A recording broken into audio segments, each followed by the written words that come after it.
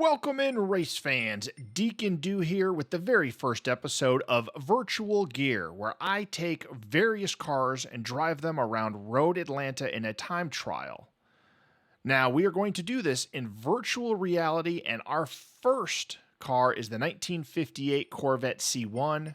We will keep all of our cars stock except for changing the tires to racing soft.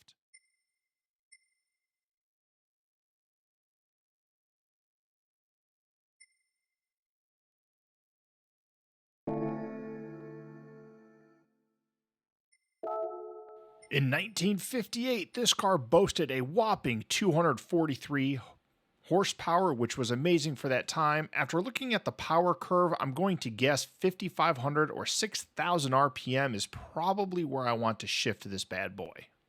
In the description, you will find the links not only to my Twitch channel, but the Discord for the racing community I belong to, Sir Racing. Produced from 1953 to 1962, the Corvette C1 was Chevrolet's first sports car and is considered by many to be not only just a car, but an American inspiration, as this helped usher in a great era, not just for American cars, but for American sports cars and muscle cars. The unique design, including the massive use of chrome, was very fitting for this period, but also in the rear bumper, as you will see in a minute, the exhaust was hidden to a certain extent, so it did not stick out from underneath or behind, but actually looked like it was part of the bumper. This unique design and style was very common at the time and is a long lost art.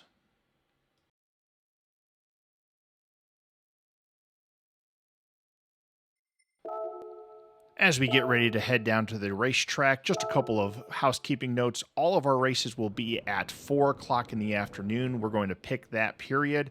You can see by the leaderboard, we do have a GR4 Corvette at the top of the leaderboard. That is from earlier in my Gran Turismo career, where I really didn't know what I was doing, but the G4 Corvette is there. As we get ready to stop this bad boy before we do our practice runs, let's take a look at the interior. Like the exterior, copious amounts of chrome, a rear view mirror mounted on the dash and only one side mirror. Was very common for this period to have that type of window opener. I miss those window openers. Full leather seats, a handlebar on the passenger side to hold on to for dear life. And those curves, my goodness, those curves were a thing of beauty.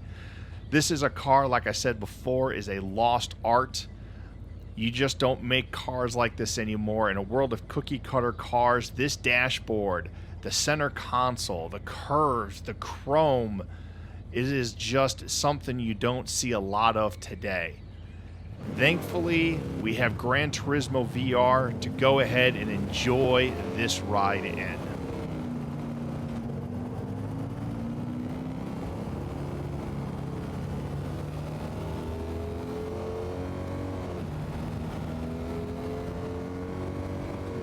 Now, I consider myself fairly decent at this track, but as you're going to see here in just a couple of moments, this car has difficulty braking unless you're in a perfect straight line, as we'll see right here in turn 1. This thing gets really loose, but you know what? That's not the only time we had issues in turn 1. As we overcorrected here, and yeah. Now, turn 2 was really the bane of my run right here, where I wrecked many times. I wrecked over and over and over again, as you're going to see right here. A lot of oversteer or really just hopping over that curb too much really sends this car into a spin. And so learning turn 2 was very important. We did do 2 runs with this car. We did a 10-lap practice run where we did not record our time. As you can see, we got about a 140 within our practice run. And then we ran what we were going to consider our hot run, but we were still having difficulties with turn 3 in this car.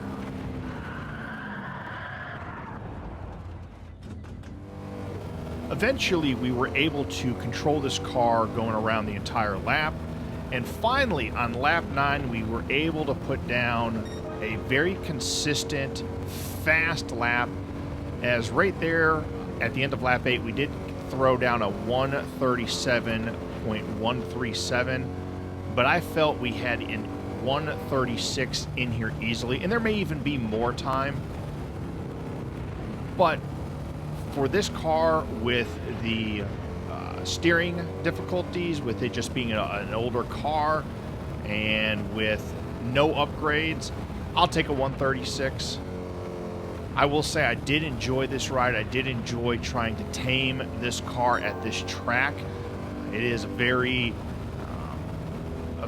manual, a very aggressive car, considering its age. Now, I will also say, when I do race in VR, if the car has paddle shifters, I will use the paddle shifter on my G923.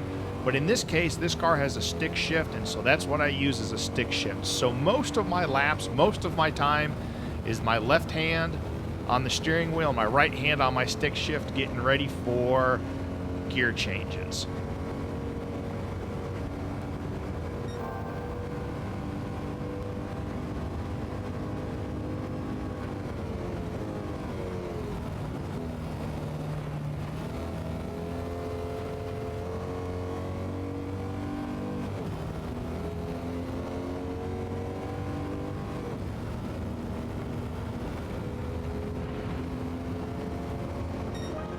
We do end up with a 136.617, which puts this car second on the board. Of course, remember that GR4 Corvette was from a long time ago.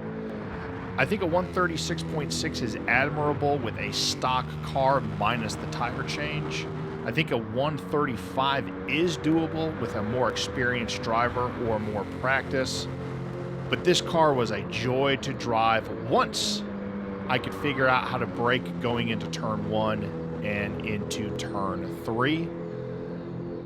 I will say that I also did settle on about 5,500 as the shift point, unless I was going uphill where I would let it crank up to closer to 6,000.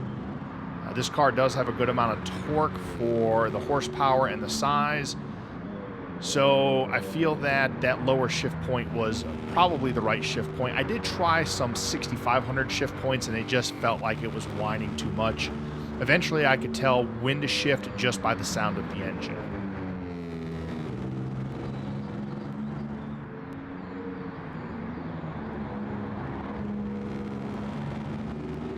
As we get ready to wrap up and watch this car just maneuver around this track, I do want to thank you all for watching. Please don't forget to hit the subscribe button and go ahead and ring that bell so you are notified of future video uploads. As I said earlier, my Twitch link is below in the description, as well as my Discord and the Discord to the racing community I belong to, Sir Racing. Thank you very much for watching this, and enjoy the views of this car. And as always, until next time, take care of yourselves and each other, and have a blessed day. Bye-bye.